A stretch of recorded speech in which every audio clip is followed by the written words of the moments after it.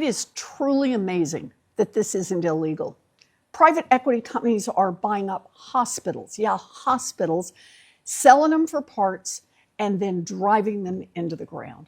The PE company makes out with millions of dollars, and the doctors, the nurses, and the patients, they're all just left holding the bag. Today, private equity outfits own 488 hospitals across our country. That's just stunning. But this takeover is happening in every single part of the healthcare sector. Your doctor's office, your dentist, your eye doctor, your dermatologist, your radiologist, your emergency physician, your grandma's nursing home. So take what happened to Steward Healthcare, because this is their standard playbook. So private equity bought a hospital system, Steward. It then sold the land under the operating rooms, the emergency department, and the parking lot to a different company. And what did private equity do with the money from selling that land? Did they use that money to upgrade the operating room equipment? Did they increase wages? Did they lower costs for patients? Well, sure doesn't look like it. Nope. Private equity paid themselves at least $800 million, maybe more, and then walked away, leaving the hospitals, their patients, and their healthcare workers with nothing. But now the hospitals had to make huge rent payments on the land that they used to own. The hospitals couldn't keep up with those rent payments, so they fell behind on their other bills. Then they had to cut back on services, lay off staff, vendors stopped refilling basic supplies. And tragedy struck. A new mother died after giving birth at a Steward hospital that didn't have a basic piece of equipment that could have saved her life during a postpartum complication. The equipment had been repossessed by the vendor after Steward refused to pay its bills. And that's what private equity in healthcare creates. The drive to make more money literally puts lives at risk. And meanwhile, the health system's debt continued to pile up higher and higher until eventually the whole system, Steward Healthcare, declared bankruptcy. Now, the other Steward hospitals that this PE outfit had bought up, hospitals all across the country, were ultimately just put up for sale. Some survived while others closed, putting hundreds of workers out of work and leaving thousands of patients without care. And what happened to the PE company that set all this up? The ones who made it happen? Was there any accountability? Nope, not a bit. They made out like bandits and moved on to their next venture without so much as a backward glance.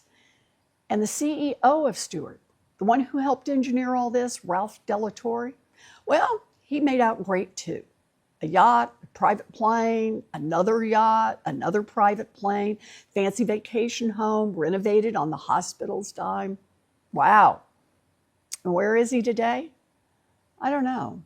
But I know that when guys like Ralph and his private equity friends tell a pretty story about how they buy up failing businesses and help them improve enough to make money, they're usually lying.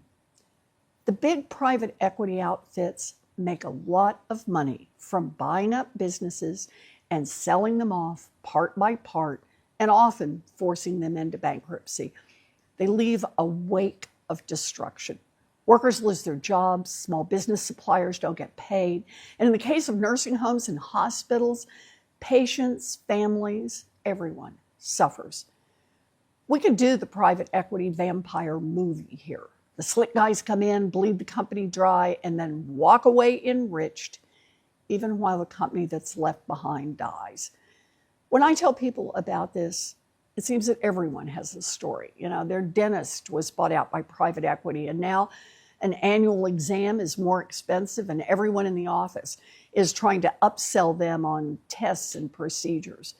After private equity bought their grandma's nursing home, staffing cuts meant there was no one there to help her when she slipped and fell. Now, Washington has done next to nothing to rein in these firms or to ensure that their incentives align with the best interests of the American people. And that is why I introduced a bill that would make what private equity is doing illegal. It's called the Stop Corporate Crimes Against Healthcare Act. My bill says that if you're responsible for sending hospitals or other healthcare entities into a tailspin, you better get ready to return that luxury yacht you bought with your big fat dividend payment. And it gives officials the power to claw back the salaries that these corporate executives got while pillaging a hospital. It creates new criminal penalties for executives when patients die as a result of private equity looting a hospital. After all, these guys need to feel like they have some skin in the game. And it closes down some of the loopholes that these private equity firms and the real estate investment trusts that they partner up with use so that they can get away scot-free. Turning private equity loose in our healthcare system is just plain dangerous. And it's not going to change unless we change the rules. So over the next few weeks, I'm going to be going through PE's playbook in a number of industries. Today, we looked at healthcare, but remember that PE has its claws into everything from housing to veterinary clinics to youth sports. Yes, your kid's sports league could be more expensive because of private equity. These guys have been hiding in the shadows for too long. You deserve to know what these PE firms are doing to raise your costs, and that's what we're going to talk about. So please, stay tuned.